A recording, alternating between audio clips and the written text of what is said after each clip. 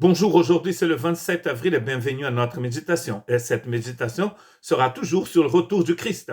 Et je voudrais lire dans Hébreux chapitre 9, verset 28. De même, Christ qui s'est offert une seule fois pour porter les péchés de beaucoup d'hommes, apparaîtra sans péché une seconde fois à ceux qui l'attendent pour leur salut. Très intéressant qu'il parle ici des deux venues du Christ. Le Christ est d'abord venu pour mourir pour le péché, pour sauver les personnes, enlever le péché des personnes. Voici l'agneau de Dieu qui ôte le péché du monde. C'est le message de Jean-Baptiste quand il voit venir Jésus pour se faire baptiser. Ensuite, le texte nous dit qu'il viendra une seconde fois pour ceux qui l'attendent, pour leur salut. Et Apocalypse va nous montrer une liste de choses qui ne seront plus, notamment dans la Nouvelle Jérusalem, c'est-à-dire dans cette dimension autre que nous appelons le paradis, le ciel et comme vous voulez. Dans cette dimension, le Christ est la vie, l'arbre de vie, le fleuve de vie. Il n'y a pas de soleil parce qu'il est la lumière de cette nouvelle dimension. Il n'y aura pas de péché. Du coup, il n'y aura plus de mort, parce que la mort, c'est le salaire qui verse le péché. Comme il n'y aura pas de péché ni de mort, il n'y aura pas de maladie, il n'y aura pas de tristesse, il n'y aura plus de larmes. Donc, c'est ce qu'il nous faut.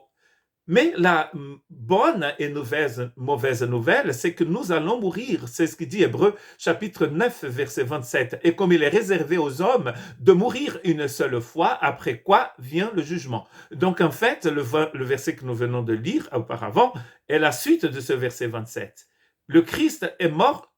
Pardon, il nous est réservé de mourir une seule fois. De même, Christ s'est offert une seule fois pour porter les péchés de beaucoup. C'est très intéressant qu'il dit le péché de beaucoup. Donc ça veut dire que c'est le péché de ceux qui acceptent son sacrifice.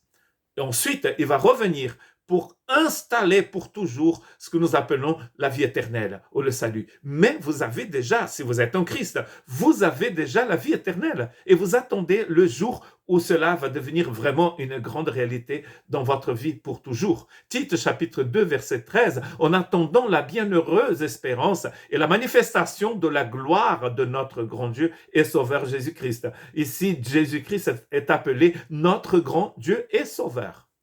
Et nous sommes en attente de cette espérance qu'il appelle ici la manifestation de la gloire de notre grand Dieu et Sauveur Jésus-Christ. Nous allons avoir une autre méditation sur le retour du Christ et la manifestation de la gloire de Dieu. Mais je voulais en fait justement, je citais ce texte pour que nous puissions penser à cette manifestation. Donc en fait, nous sommes déjà dans l'expectative de cette manifestation, de cette parousie du Christ. Et en attendant, nous savons que nous avons déjà la vie éternelle. Mais nous attendons en fait la manifestation totale de cette gloire qui est réservée pour chacun de nous, pour tous ceux qui croient. Quand Jésus annonce qu'il va mourir, les disciples ont très peur. Ils sont paralysés d'ailleurs par cette peur. C'est une peur qui paralyse. Et Jésus va dire ceci dans Jean chapitre 14, versets 1 à 3, que votre cœur ne se trouble point. Pourquoi? Croyez en Dieu. Et croyez en moi. Il y a plusieurs demeures dans la maison de mon Père. Et si cela n'était pas, je vous l'aurais dit. Donc il a dit, il a des demeures. Si cela n'était pas le cas, il allait dire, il n'y a pas de demeure. S'il dit, il a des demeures, c'est parce qu'il y en a. Je vous ai préparé une place. Donc il dit aussi, je vous ai préparé une place. Et lorsque je m'en serai allé et que je vous aurai préparé une place, je reviendrai et je vous prendrai avec moi, afin que là où je suis, vous y soyez aussi. Nous voyons en lisant Jean 13, 14, 15, 16, 17 que Jésus était en train de préparer ses disciples pour quelque chose de très difficile qui allait venir. Il va promettre dans ces textes d'envoyer le consolateur. Et ici, il donne déjà un encouragement précieux pour eux. C'est-à-dire en disant, vous allez passer par des choses très difficiles, mais un jour, je vais revenir et vous serez avec moi.